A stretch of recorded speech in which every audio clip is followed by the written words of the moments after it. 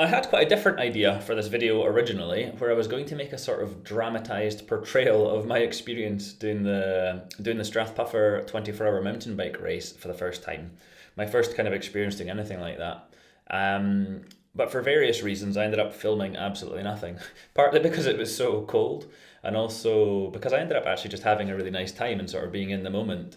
So instead, I thought I would make a more practical video because I have a few people that I know that are doing it for the first time this year coming up. So, and I've been asking me questions about like the route or about logistics and bike setup and stuff. So I thought I'd just make a video about my experience as a kind of nooberston going into it for the first time and what I learned and what maybe I'll do slightly differently this year as I am doing it again. So the event itself is quite a simple premise in the sense that it's a 24-hour mountain bike race, and whoever does the most loops, it's a 12.5 kilometer loop, whoever does the most loops in 24 hours wins. It's worth noting that it is actually 25 hours in a way, because you have until like the 10 a.m. cutoff on Sunday to start your last loop, but then there's an extra hour before the technical kind of end or the cutoff. So if you really want to do that to yourself, you can actually cycle for 25 hours. Something really cool about the event I found is that it's the home, I think it's the home of the British National 24-hour mountain bike solo champion title. But then it's also just like a 24-hour mountain bike race in January in Scotland, so it's just likely to be like really horrible weather. So it's kind of got this reputation of being just like a grueling challenge in itself because of that. And so because of those two things, you have these kind of like crazy different characters. You have these nutcases doing 24 hours of non-stop cycling for that kind of title. And then you also have just like a crazy mixture of oddballs that are attracted to cycling in winter in Scotland. So the general atmosphere is like completely different to anything I've ever been to. Yeah, it's just absolutely mad situation. So I would definitely recommend it purely for that.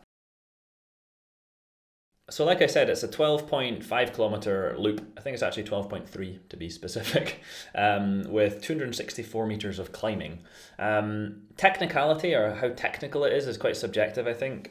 So I would suggest there's loads of YouTube videos where people have recorded themselves doing the full loop. I can add a link to one below maybe, which is a good thing to watch because if you're curious about how technical it is, because then you can get a kind of good idea of it by actually seeing it firsthand.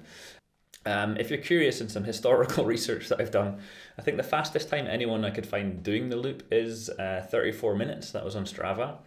And in the actual event last year when I did it, the fastest recorded lap was 46 minutes.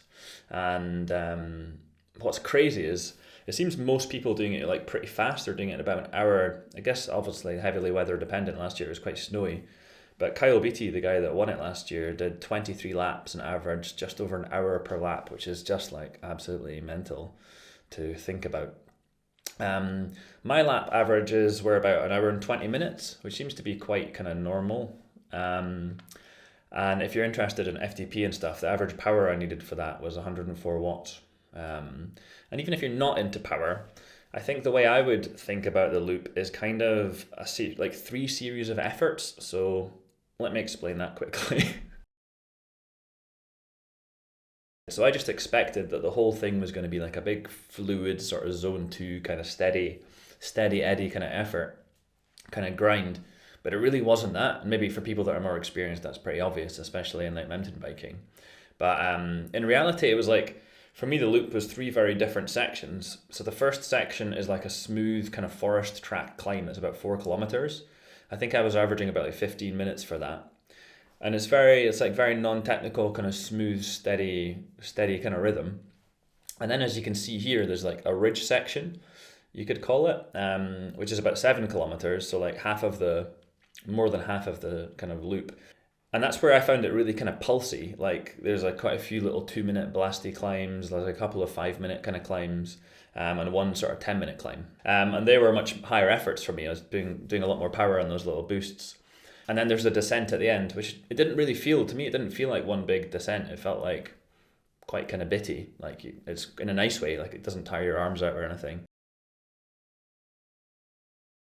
So I'll keep the training stuff pretty brief because I'm definitely not a qualified coach by any means. So I'll just talk objectively about what I did and what I think worked and what maybe I'm going to do differently this year. So on average leading up to this, for like the 3 months before the Strathpuffer, I think I was doing about 10 hours a week on average of training. and that was made up of intervals, which I'm quite glad I was doing. Like I said about that middle section of the route with the little boosts and stuff, I'm glad I did quite a lot of like 2 minute and 5 minute interval trainings. And then I also did quite a lot of long rides. I wasn't training specifically for the Strathpuffer, I wouldn't say, but towards the end of it, I made sure I did a few like nighttime rides, which seems pretty self-explanatory you'd want to do, even just to test equipment and stuff. And then I also did quite a few just long, horrible in the rain rides because of just the weather at that time of year. So I'm glad I did that because it was a good way to just have peace of mind about equipment and stuff. And then, yeah, in terms of like if you're interested in stats and stuff, I think my FTP going into the event was about like 3.6 watts per kilograms, around about that. But obviously, like aerobic fitness is probably a lot more important. And yeah, in terms of how I actually did, I came 94th out of about 150 in the solo category, and I did 6 humble laps, which I'm pretty happy with, to be honest. Like I said, my average time is 1 hour and 20 per lap, so I only did about eight hours of actually cycling. And so in hindsight, like this year coming up, I'm just going to try and spend more time on my bike strategically, and in theory, I should do more loops. One thing I've done which is quite funny is I've created an app for myself because I make software in a parallel universe. So I've created the most niche training app for myself where I've planned all my training blocks, and each week I have like goals for each sessions I'm going to try and do. And I've also built like an AI model that predicts how many laps I'm going to do. And right now it predicts I'm going to do 11 laps if I sort of complete my training. So yeah, that's kind of my goal. I'm going to try and do like 11 or 12 laps as my goal for this year. But yeah, the bottom line is I think I had a really good time as doing it for the first time, and so I'd really recommend just not taking it too seriously and enjoying it if you're doing it for the first time. And yeah, if you happen to be interested in using my weird niche training app, I'll put a link and you can request access to it, and I can probably set you up manually. It's not really made for public consumption, but it's pretty interesting if you're into that niche world of nerding. Yeah, I didn't really change much about my bike specifically for the Strathpuffer, to be honest. This is a Santa Cruz highball, so like a kind of cross-country racing hardtail bike, I suppose. It's quite light, like 9.5, 10 kilos or something like that. And yeah, you can obviously like debate so much about bike technology and stuff, but this is just what I used, and I really liked it. It was really comfortable. 100 millimeter travel on the front. This is a dropper post, which I was pleased about. Made descending a bit more comfortable over time. Lockout suspension, which was good, obviously. I used clippy any pedals like I would normally use, and that was all good as well. The things I'm going to change this year is like after the first lap, my hydraulic seat post sort of froze and it wouldn't go back up, which is a real nightmare because you're sort of like wiggling around. And I saw a few people with that same problem. I think it's because of the cold. So I'm going to bring my old seat post with me, just so I have a spare if I can't fix it. I had a spare set of wheels with me last year as well, which I'll do again. I think I put a different set of tyres on them. Well, I know I did, because it felt like a cool kind of Formula One thing to have a tyre change. But to be honest, it was more just in case something broke, like I ripped a tyre, then I could have a replacement. But I never ended up using those. And I am going to bring a spare pair of flat pedals this year as well, because I think his ice and mud stuck in really hard, and I couldn't clip my feet in. And then the same thing happened with my shoe, where I couldn't tighten my shoe. So I was like, there was a loop where I was just like, my foot was just flopping around really sketchily.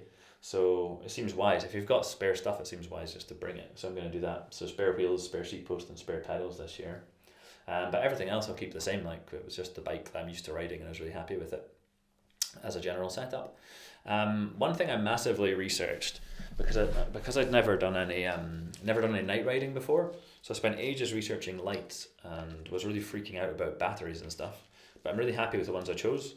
So I went for these Montier 5000S by Magic Shine, and they're so bright, like way more bright than you'd ever need, I think, on the maximum setting. But the reason I chose them is also primarily because of the battery packs. They've got these huge battery packs that last for ages that you can interchange. So I really like that as a kind of setup. And I had similar logic for a head torch as well. So I had this sort of normal head torch that I used cable ties to attach to my helmet, which seemed quite good because I kept it still. And it also has exchangeable batteries, which seems like a good kind of setup. And other equipment stuff. So I heard a lot of people talking about brake pads in the sort of infamously abrasive mud in Strathpuffer. So, and people saying you need to replace your brake pads like even every single loop. if it's like bad conditions. So I bought a huge bag of brake pads in bulk. But interestingly, I never needed to change them. I guess because it was maybe snowy and icy, it was fine. But yeah, I never needed to use them, but it seemed like a good thing to have for peace of mind. Clothing wise, the biggest revelation I had in life, just a few weeks beforehand, before the Strathpuffer, was discovering these like feet warmers and hand warmers. I'd never used them before. These are French ones, so they're quite funny. They're called chaufferette pied. But just putting those in the bottom of your shoes, I didn't even need shoe covers, and it was -11. And the same with your hands, it's just so nice. So yeah, I'm definitely going to bring those again with me because they were great. And other equipment things, one setup I did, which I'm going to do again, was I had like full kind of outfit, full costume changes pre-set up in bags. So like a full outfit that I could put on and be completely dry again. So I was really pleased with that. Every time I went back to the van and chilled out for a bit, it meant I had like a full new outfit. I ended up using most of the spare clothes that I brought with me just to be kind of nice and dry and comfortable. So yeah, it seems wise to just bring lots of changes of clothes as well. And I'm sure if it's raining, it could be a lot worse. Food wise, it's worth noting that there's food in the place. Like there's really nice hot food, and it's a nice place to sort of hang out. It's a really nice atmosphere in the tent. So that's one thing to note. And aside from that, I just brought all the normal food stuff I would bring. My mum gave me a big pot of soup, which was quite nice. Just to end with a few kind of logistical points that you might not be able to find on the website or anything. I found that on the Friday it took me quite a lot longer than I expected to go and pick up the pack and everything like that. Like there's quite long queues and stuff last year at least, so I would definitely calculate and anticipate that. Saturday morning equally is a bit hectic. Like I arrived on the Saturday morning, and in hindsight that's maybe not the best plan because like it was really hard for us to find a camping van space and everything. So it might be better to arrive on the Friday and set up your camp and stuff because then you're at least a little bit more chill on the Saturday morning and you're kind of organised. And in terms of mechanics and stuff, when I had my seat post issue thing, I might have just totally missed it, but I couldn't easily find a kind of mechanic-y person to help me or an area. So yeah, maybe I just totally missed it, but obviously it's good to bring your own tools and equipment and stuff anyway. And yeah, honestly, just worth noting again that just the atmosphere and the environment and the people and stuff is just so incredible. And so would 100% recommend anyone doing it. Even just like, I think the most amazing experience I've ever had on a bike is like because it was snowing and like at 7 or 8 in the morning or whatever when the sun rises, cycling through the forest with like the snow and the orange sunlight and stuff. It's just there's so many weird, surreal cycling moments there. So, and such an amazing atmosphere, and like the whole organization of it is really good. So yeah, would fully recommend going and doing it. But yeah, thank you very much for watching this video. Let me know any comments or if you've got any questions about stuff, or go and ask someone that's done it a few more times. And yeah, let me know if you want to use my weird, extremely niche Strathpuffer training app as well. But yeah, thanks very much for watching. Maybe see you at Strathpuffer, and cheers.